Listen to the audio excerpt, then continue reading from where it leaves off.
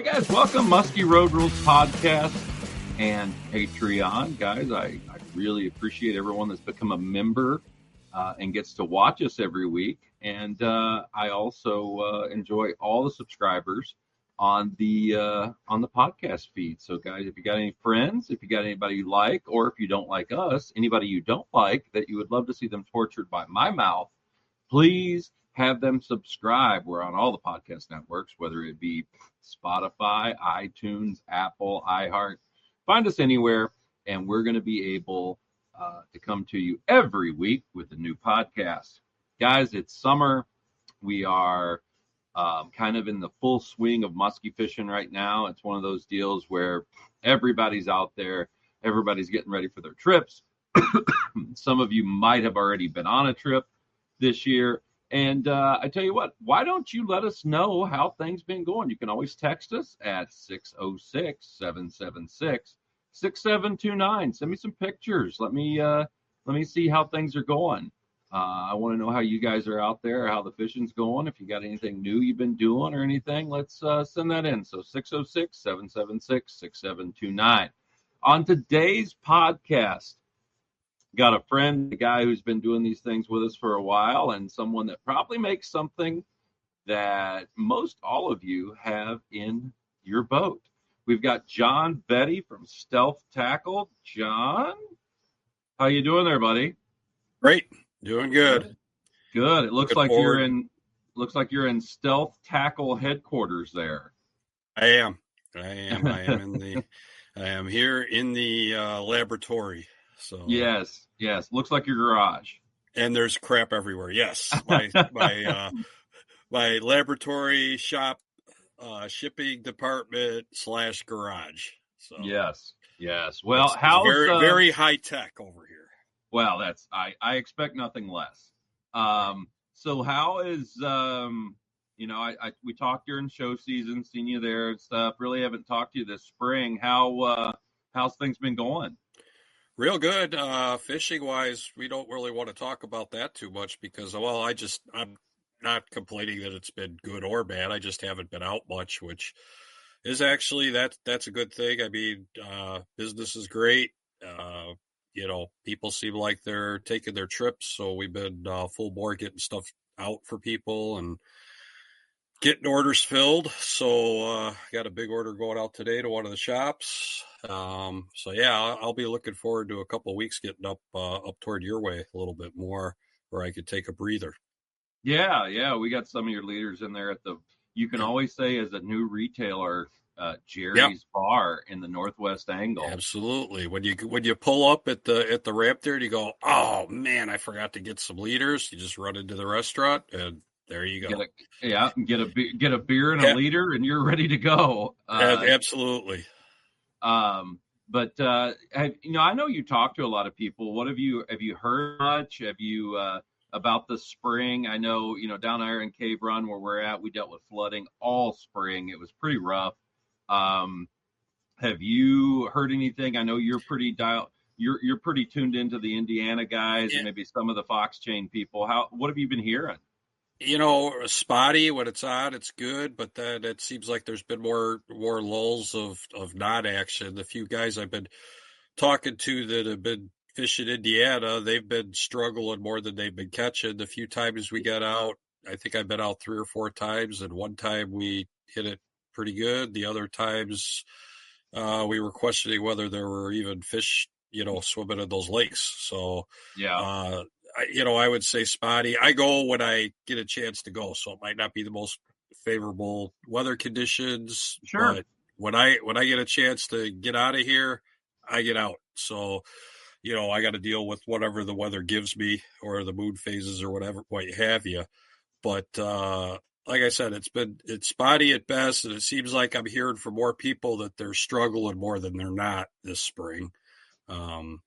Do you think that might come? You think that might come down to guys just doing the same old thing and not trying some new stuff? I find myself getting into that rut before, and it can really, that's why I always like tournaments because you have guys doing all kinds of different stuff, and you find stuff. Yeah, and that's this year was the first year we didn't have the Indiana Muskie Classic, so that's usually a place I'm usually there all 3 days helping those guys out run that thing.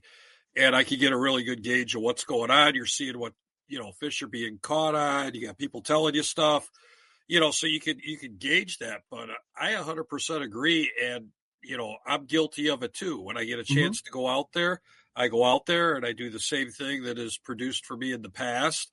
And maybe, those fish are kind of getting conditioned to different things, and maybe it's time to switch it up. So, um, I do have a new lure that I want to try when I get back out there in the fall that I'm going to take to Canada with me that I haven't had a chance to really use out there that I think is going to be pretty deadly. I know you've got experience with them What is it? from dealing with Rob. It was kind of the cult bait, but now Boschan took over the hybrids. And I Yeah. think if those fish, the way these fall and just act a little bit different, this is a bait. I think open water Indiana is just going to be an awesome bait, this any time of year, but I'm looking forward to trying them out this fall when the water temps cool down. So It's funny you say that. I had Pete Blickard on from Three Lakes, Eagle River, or okay. Three Lakes, Vilas County,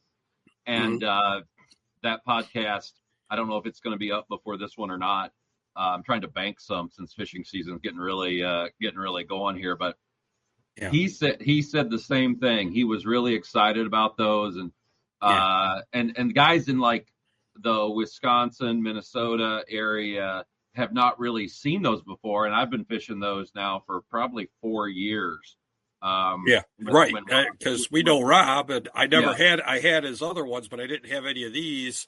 And now Paul at Boschan took it over, and he's flooding them out there. And so they're going to be available to guys, where you're not going to have to jump through hoops to get them. And, Rob did it as a hobby, and Paul's kind of taking it next level. And they just seem like just an awesome bait. I'm looking forward to trying them out. I don't know how they're going to work in up by you this year with, casting up tight to rocks, if the fish move off a little bit more, maybe. But I think, throwing up tight to the rocks, we're still going to be, the good old tube is still going to be your friend.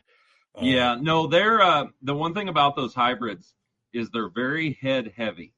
So yes. if you're gonna fish them shallow, you have to get on it right away. I suggest they drop straight down. So and even with that little blade out the back, that thing still falls pretty fast. But it will. The thing about those is if you're going to try to fish them shallow, I tell guys, you want a high speed reel and you want a long rod. You want something to help keep that bait up. Pick it up. Yeah, exactly. Yeah. And I've already, I'm kind of already on Paul that, hey, shallow version. I mean, he's geez, give me, him, give me a break. I just got the, I'm like, get a shallow version, Yeah. No, along those lines, before we get too far into it, to do the shameless leader plug with this bait, with anything really that falls straight down like that, make sure you're using a solid wire leader with them, because the fluorocarbon, what happens when these baits fall is the leader lays up against the lure as it's falling. And those fish come in and crush it. They're getting the whole leader in their mouth. So, you're going to get your wire leaders bent up. But a lot of times with fluorocarbon, if they catch that thing the right way and they got the whole leader in their mouth in 2 or 3 different places, there's going to be a higher percentage chance you're going to get cut off. So any of these baits like this, or the grenade, or the beaver bait, a heavier tube with the heavy harness, anything that's going to go straight down, wire leader is definitely going to be your friend with those, because they're going to lay right up against that lure. So and guys are using them, go with the wire. Yeah, and to be honest, I've almost went all to wire leader again. It's funny because fishing up here in Canada, where you're fishing a lot of rocks, I just find the wire to be so much more forgiving, and it's the fluorocarbon works great, and like weed stuff like that. Yeah, but I think day in, day out, especially if you're fishing a lot of rock stuff, or if you're fishing a lot of rubber, I think your wire Mhm. leaders are definitely something that guys should get into. And even with Yeah, rubber, and if you're hitting a lot of rocks, going to split rings, I think really helps too. yeah, absolutely. That's all I use now is the solid rig setup, and you know, you get your leaders made with the solid rig option. You could always, take us if you want to be lazy or you're switching a lot of baits for a day. You could pop a stay lock right on the rig, Hmm.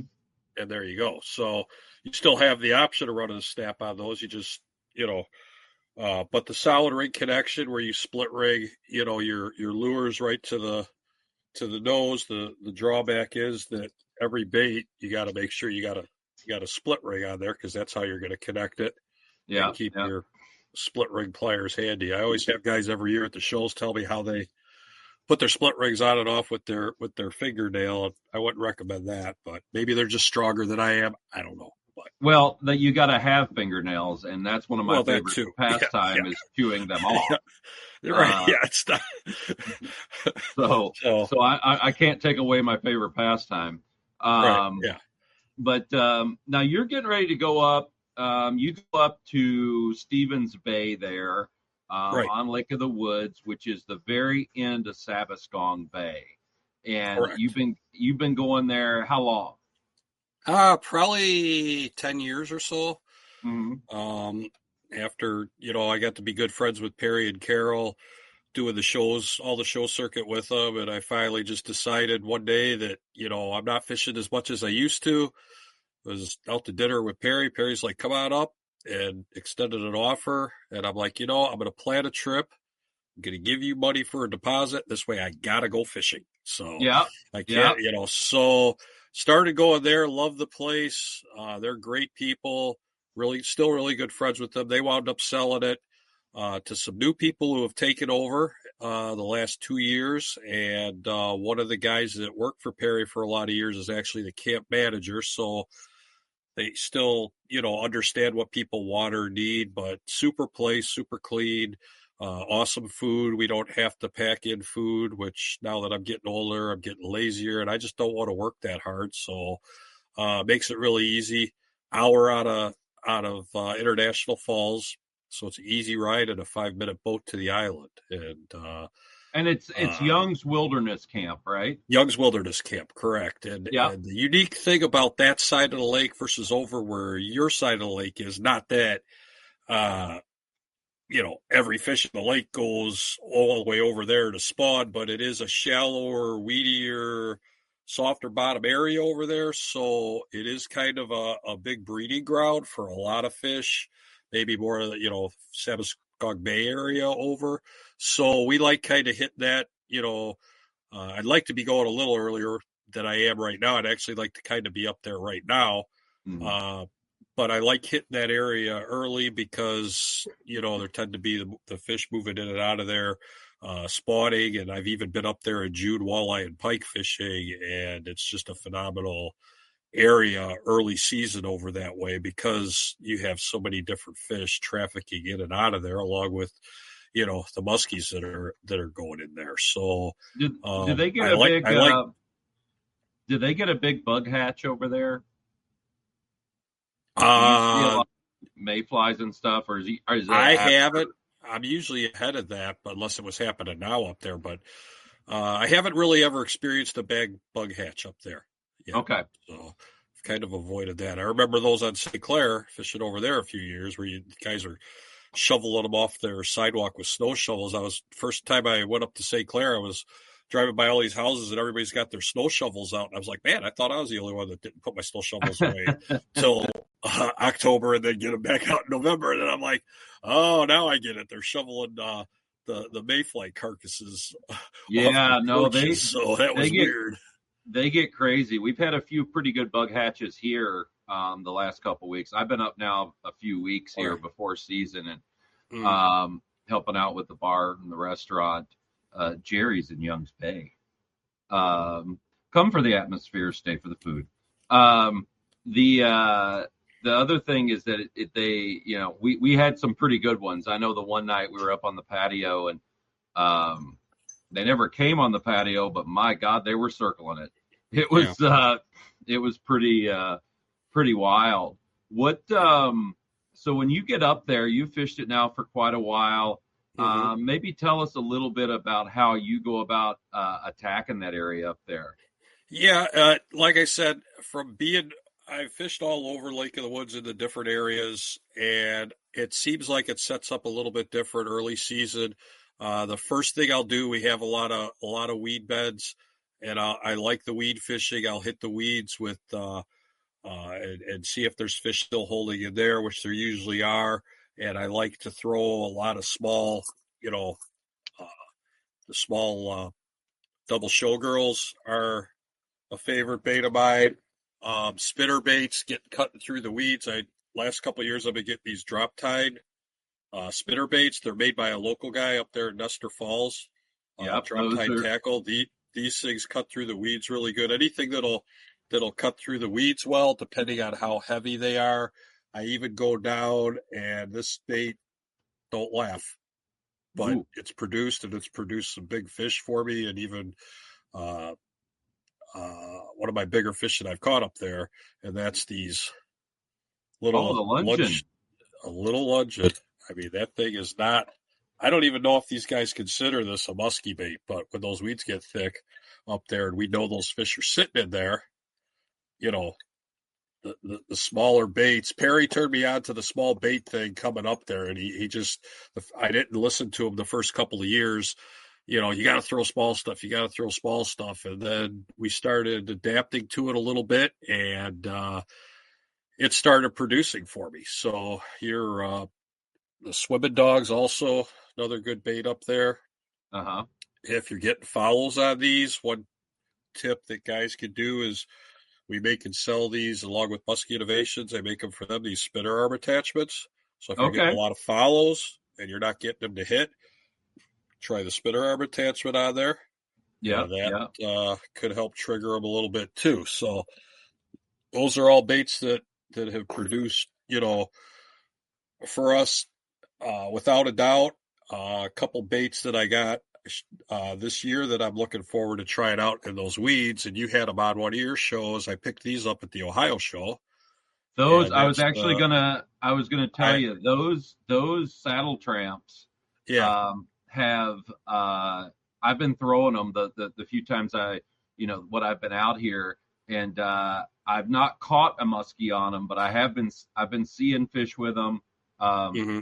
that bait, I will tell you, for a swim bait, has the Hmm. hardest kick of any Okay. swim bait I've ever thrown. I mean, you feel it, you see it. It has great body movement in there, Hmm. and they work really, really Yeah. nicely. I was Tom, the guy that makes them, Yep. Saddle Tramp there in PA, does a really nice job with those, and it's an external harness, so you can just Yeah. buy bodies and replace them Yeah. uh, like that, and they hook up really nice. And the main thing is with those baits is if you do get them, make sure you run it with that tail, not the pointy tail that goes down, but the hump, the actual paddle goes up, and you get Yeah. way more action out of them. Yeah. That's the way. And this one, he rigs them with double rigs, but again, this is going to be kind of targeting some weedy areas, so I wanted something that was lighter. So I don't have his jig head in this one. We're going to try this out and see. And then I went with a single treble in there just because I know I'm going to be running it through a lot of cover. What So you want try to to get do, it. though, I will tell you, John, is get you some screw-in weights for the I have belly. some. Yeah, So you're those going to will want go to down put in the those. belly. Yeah, you're going to want to put one Okay. of those on there because To that keel it. without a weight, it'll want to roll if you go too fast, and sometimes Okay. just regular retrieve is too fast if you're throwing it with, let's say, an HG 400 Okay. Shimano or something. Gotcha. Yep. That weight, and it does not do anything as far as like keeping it deeper. It's more Hmm. just it's a Keel. belly, it's just a Keel. belly keel, and you can throw that thing and keep it 6 inches Yeah. under the water, no problem. Yeah, because I'm looking forward to trying these out. I just got them from them. I haven't had a chance to throw them, and I thought, going through those weed areas where it gets pretty thick, but you got like a little, you might have 6-8 inches of Yep. water. I needed something light to get through there. So that I'm looking forward to trying out. The other new thing that I'm looking forward to trying out this year that I just got in the mail, I don't know if you got any of these yet or not, are the single blades. single blade mimics for Mayhem. So I ordered some of these from Carrie last week, and they just showed up. They got a 7 single blade, a 9 single blade, Mm-hmm. and thought I had one out here, teed. So if I get energetic and want to stay out past dark one night, There you go. that's the one. But yeah, these are built on the hinge kinda, Yeah. so you can get a lot of leverage. You can't really pull it out if you get too much leverage on the fish, I think. So something different that I don't know that they've seen up there. So I'm going to give those a try. But as far as staple stuff goes, the smaller bucktails, and not that I've had plenty of fish caught on 9s and 10s up there. But as you know, with us old guys, Greg, the longer you have us in the boat, the more we wear out. And so throwing the smaller stuff, like the double showgirls or the triggers, I'm just going to last longer through the day, and they produce. They show fish. They're lighter, so I can run them up higher. So I like that stuff. Even moving out into the rocks, into the transition, I'll still throw. As I start getting out into Sabaskog Bay more, I'll still throw these smaller bucktails. Mm-hmm. Once in a while, if like I said, if we're moving fish, I'll up to the bigger blades or have one out ready to go. And then the old standard standby Red October tubes. Yeah. With the shallow. This one's pretty beat up. I think it's that time one. to retire That one's. but that's got a hole in it. I like the light harnesses just because you can get tighter to the rocks and give them a nice pull. So the 8 or the 10-inch in those are a staple for us up there. Mm-hmm. And then back a couple of years ago, and Perry also, when I fished with him the first couple of years, he likes throwing a lot of crankbaits. So I kind of got turned on to that a little bit, and I didn't do it as much. I learned I didn't do it as much as I should because the year, I don't think you were up there. This might have been the year before you got up there when we had the real high water. I was in Nestor Falls that year. Yeah. You were? Okay. In the real high water. Yep. Yeah. 5 feet, 5 feet high. I mean, we were literally, you were fishing in the trees. Some of the islands didn't exist. So, we started throwing a lot of small crankbaits to get them down a little deeper, whether that was in our head or what. But even, dare I say, to the crankbait builders, bagging the rocks with them. But these are just small crankbaits. Wire leader was a must. A solid rig even better because, you're bagging them into the rocks, and not that the stringy snaps are what I still think is the best snap on the market. Rocks can pop those things open up. So a solid rig to split rig connection's a must. These little slabbers, these 5-inch slabbers were great. Disclaimer, you're going to wreck baits doing this. If you're not wrecking baits, you're probably not fishing the crankbait bite right. And I would never hold a bait maker responsible for what I did to the baits. But they just work. You're ripping, I'm caught at a rock. You rip, you're caught at a rock. You rip, you're caught at a rock. Another rip, I'm at a rock. No, I'm not. It's moving. It's a fish. So they like to lay low down in those rocks. So one that I'm doing, a couple that I got this year to try out. I'm going to try the Extremes, and then the little one that B and Ed has out that I picked up at the Ohio show also. Yeah. All these Ohio show plugs. Oh my God.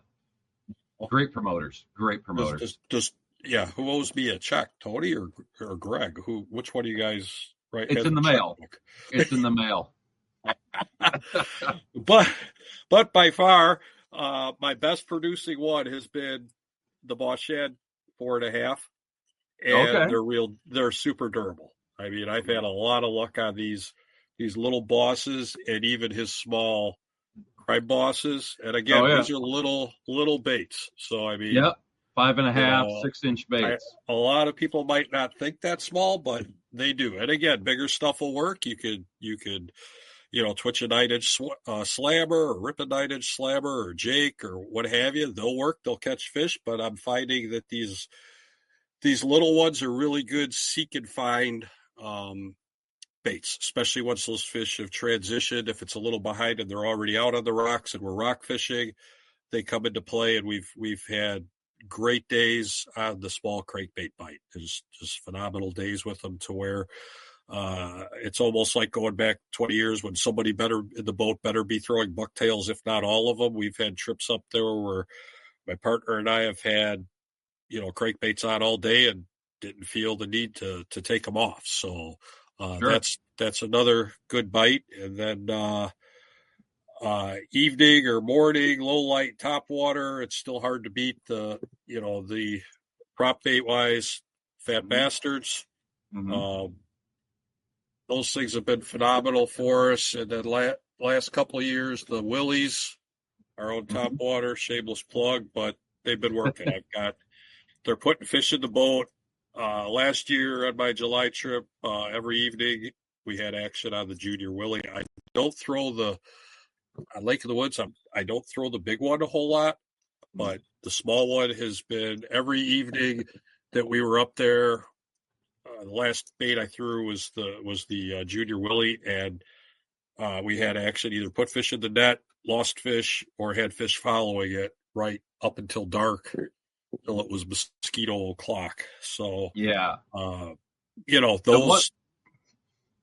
the one thing with those small cranks that you can do too is, and if you don't want to like put on a bigger bait, but you're like, I wish this was just a little bit bigger.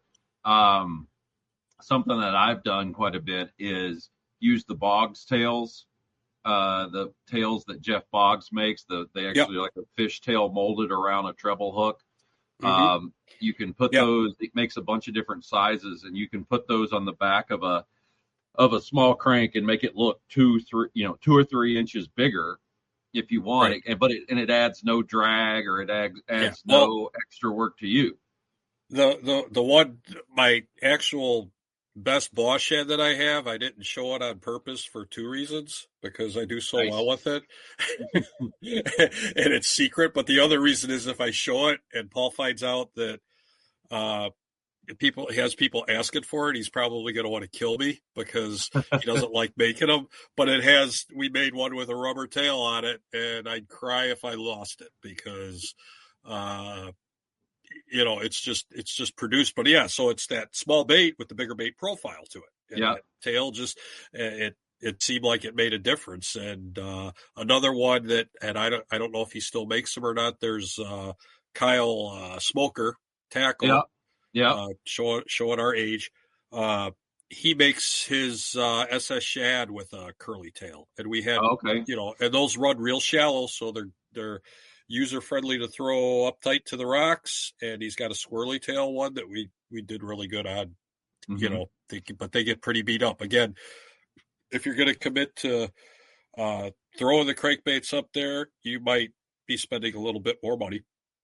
So just saying. Sometimes Lexan and rock do not mix well. They don't. Yeah, they don't. The rocks, the heavyweights are always going to win. That's why they have a lightweight and a heavyweight division in boxing. The heavyweight's always going to win. Yeah, and then another thing too, when you were talking about the spinners, how's your hookup with those single hooks back there? Pretty good. With your spinner. Oh baits? Yeah. You really got to. We've lost a few fish. Luckily, we've been able to keep the bigger ones pinned. But yeah, you really got to, especially with these smaller ones. I'm constantly sharpening that single hook, and I really keep if a fish hits, you got to really keep it pinned. So I use a bit heavier rod than maybe I use the St. Croix 9.6 heavy versus I could get away throwing it with the medium heavy, but I want to keep that fish pinned, and I want to keep the leverage onto it, because with those single hooks, they can't break your heart. So nope. Exactly. Yeah, and they're so big, like even on this drop tide one, so you want to constantly keep sharpening these things, Sure. so and Make keep sure them that pinned. Just do everything you can and yell at your net guy to hurry up. And yeah, I get it. if They he's moving too slow, blame him. Yeah. The other thing too about those baits is those spinner baits, the hook is actually set back a little bit Yeah, too from the yeah, blades, and I think that actually helps a little bit as well. right. And I So like, again, the big profile thing you were talking about too. Even on all my spinner baits, I like to add like a grub trailer to it. sure, sure, I do it that makes with it just even on my on my bucktails, I do the same thing. I'm always adding a rubber trailer to them. I'm using the smaller blades, so I want to at least give the illusion of something a little bit bigger. So mhm. these are uh, Mepps Mr. Twister tails. So, Sure. No, they're but yeah, easy to I do. add those to all my bucktails and all my spinner baits. So Hmm. Hmm. Well, cool, man. Well, how is let's talk about some leader stuff here. How's that going? What have you got? You got anything new that you're trying to do or we tried working on a few new things, but then it got out of control with being busy, which I guess is a good problem. Mhm. Um, the biggest change I'm seeing, if there's a change going on with the leaders right now, a lot of guys are going to back to stranded wire, which back in the old days when we started fishing, you had solid wire and you had stranded wire, and those were really your only two choices. Fluorocarbon didn't exist back then, but a lot of guys are going back to the stranded wire because they like the flexibility of it. Maybe some people that were using fluoro that just don't want to trust it are going back to the wire, but found that they like the flexibility. So the 49 strands are coming back into play. So we're looking at working on offering the 49 strand, which is a little more flexible than your standard 7 strand. Mhm. We're looking at adding a couple more of those by next show season for new leaders because a Okay. lot of guys want more options in the stranded wire. Another thing, like doing the weed fishing, not so much when you're in the sloppy weeds and that, but the nice cabbage. If you're trying to pull baits through that heavier cabbage, a 7 strand leader is nice and thin. Not only is it thin, I don't have one laying out here, but it's got that little bit of abrasion to it. Mhm. So ripping a bait through the weeds, it's going to cut through the cabbage a Okay. little better than your standard solid wire is because the solid wire, even though it's thinner, it's smooth. Mhm. Whereas that stranded wire has a little bit of abrasion to it. So if you get hung up and you rip it, it's going to clear that bait off a little better. So I saw, based on what customers are buying, we've been selling a lot more stranded wire and getting a lot more requests for different versions of the stranded wire. So our goal is to have some different versions of different stranded wires available this year, starting or next year at the shows. I guess we got to talk about that already. Jeez. So, Yeah. so let's not think about that right now. So, Yeah. Yep. Yep. Yep. but but yeah, so that's where we're at with all that. What Um, right now, what would you say is your biggest seller?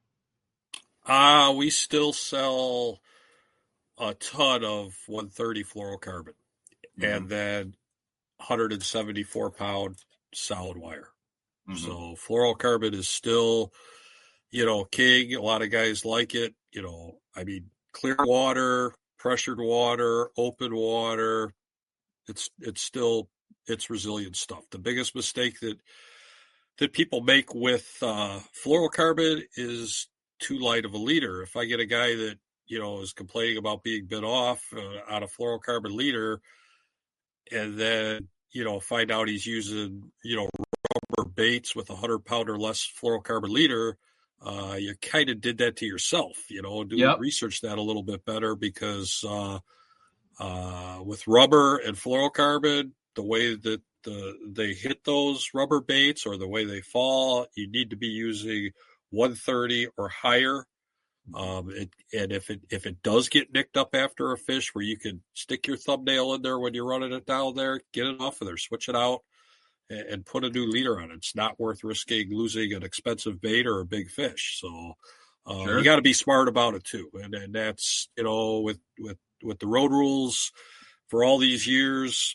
and shows and everything else, that's one of the things that we've always preached to people is we're trying to give you guys the tools to make these choices on your own and make the right ones, to put more fish in the boat. I mean, that's why you're here. That's why I'm here. We're here we run our businesses, but we also want to see people succeed, because if people aren't succeeding, we don't have our business. So, yeah. Now, the solid ring, that's something that, wasn't used a lot, in my opinion, for many years. I used it on my sucker rigs, right. Mainly because I wanted to get rid of weight, and I wanted to get rid of just bulkiness to the rig. Have you noticed a lot of guys going to solid rings and liking those? Yes. Yeah. A lot of people are. And I tell people to do the same thing that I did probably 10 to 15 years ago. Go on a trip, commit to them. By the end of the trip, the first couple times you switch baits, you're going to be cussing because you're, it's taking too long. Stick with it. And by the end of the trip, I guarantee you're switching baits and you're not even thinking about it. If you're a guy and you have these guys in your boat that think they got to change a bait every 20 or 30 casts, well, then this isn't going to be for you. But I'm telling you, if, it really eliminates a point where you don't have to worry by going to these solid rigs. And a lot of people ask me, one question that comes up a lot through the years at the road rules or the shows or at a seminar. And so this is a walk the dog leader. We eliminate the swivel so that we don't have the weight. So you just have a loop there. So a lot of people tell me, well, why do I need this solid rig to connect the lure to on this end when I could just make a loop like this and eliminate the rig and just put the split rig right on the loop? Well, you can. The problem is with a split rig, this is so thin that if a split rig were to get just the end of it on the edge of that wire, it can work its way off. The solid rig is thicker than the wire. There you go. So you're not that split rig is not going to be able to work its way off of there very easily. Yeah. So if you're keeping an eye on that thing when you're bringing it in case it did, you could easily catch it.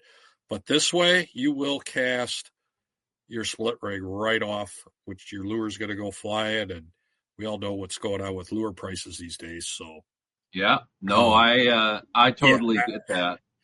Yeah, so that's a very popular question that comes up from people about why can't. Well, that's why, because you want that split rig to stay secured onto that solid rig. So, that's, and by putting a split rig on all of your lures, people are like, well, I could just keep the split rig on my on the leader instead of having one on every lure.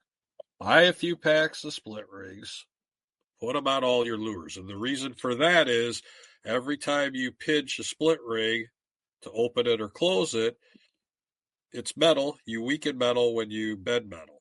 Sure. So if you're using one split rig on all of your lures and say you're changing lures 5 to 10 times a day, you better change that split rig every day too, because you just created a lot of weakness in that split rig versus the couple times that you're putting on that particular bait. So you're not stressing your split rigs out as much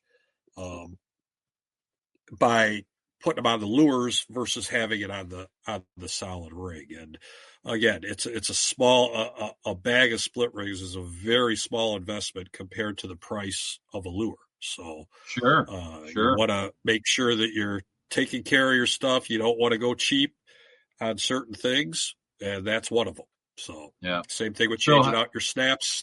Snaps change out easily. if you're using the Stay-Lock snaps, every time you open and close a snap, that's metal that you're bending, and metal weakens. So, every couple days, take that snap off, put a new snap on. So you're just doing yourself What about, have you gotten many guys to get into the fast hatch? a few. A lot of people with bad hands, people that like the concept of them. I have people either love them or they hate them. So it's if you can open a snap, I say stick with the snaps. The fast hatches are nice. I don't have one out here, but you just twist it on and twist it off. If you have problems with your hands or fingers, they're great. And the only time I really use them is if I'm trolling late in the year, because you can change the bait without taking your gloves off. So you don't have to get your fingers cold. So, and you guys use them a lot on the smaller stuff down in Kentucky. So they're great with that. There's less resistance there. The only thing, you hear them click when you put a baiter on and off. If you don't hear that click, take some pliers and pinch down so that the metal's touching. Because if you go back to cast anything that has like a small wire on it, it'll loop back off and your bait will go the other way and you sit there scratching your head wondering what just happened. So, like with anything, it's about awareness of what you're doing, mm-hmm. You could put people on fish, but they've got to catch the fish. They've got to get the fish to hit. They've got to set the hooks on the fish. They've got to fight the fish. And, mm-hmm. It's the same thing. You can't just buy terminal tackle, whether you're buying mine or anybody else's, and just put it on and think, okay, whatever happens, I bought the right one. It's all, we abuse stuff, fish abuse stuff. So you got to take care of it and have awareness and take the time to check this stuff out. It only takes a few minutes, Yeah. And the amount of shit that gets destroyed in the net when you have a fish in the net with a bait in its mouth, it's amazing the shit that gets destroyed. And I'm not going to mention any names, but I talked to a lot of crankbait builders mm-hmm. that get the old email with the picture of my crankbait broke. And let's just say the builders know how that crankbait broke. It didn't break when you casted it. Okay. No. And it's exactly what you said. Those fish get in the net and they just torque up in that net. And then you're trying to torque the other way to get the hooks out. And the next thing you know, you got two pieces of wood, that looks like you just tried to take a bite out of it. And that's, so these guys know what's going on with that stuff. And like you said, it's a matter of taking care of it. You gotta watch what you're doing. So, but we put a lot of abuse and stress on stuff. We just do. That's what we do as muskie fishermen. We're fishing for the top predator, and we're using top equipment. I mean, you just had Matt on a couple episodes ago, mm-hmm. correct? And I'm sure he's got horror stories about the guy that says it was I don't know what happened, and he could probably tell the guy what happened. Yeah, exactly. But well, good deal, John. I tell you what, I'm glad we got a chance to talk and go over some stuff here. How can somebody get a hold of you to get a hold of some of your leader stuff? Stealthtackle.net. Put it in the net. Not edu. Not edu. Not edu. No. It's not Stealth Tackle University. It's not no. As you can clearly see back here, it's about the furthest thing from a university as you could get. So, all right. But stealthtackle.net. John Bette on Facebook, Stealth Tackle on Facebook. I do have a YouTube channel that I don't spend enough time putting stuff out on, and I keep saying this is going to be the year, so keep an eye on our YouTube channel too. And I look forward to fishing, and hopefully in a month or two I'm going to see you up there. So well, good deal. And like I said, we'll do this again towards a little bit later and see how things went during the summer and everything. And we should be good. So John, thanks for coming on. Yep. And hang on just a little bit for me, okay? Okay.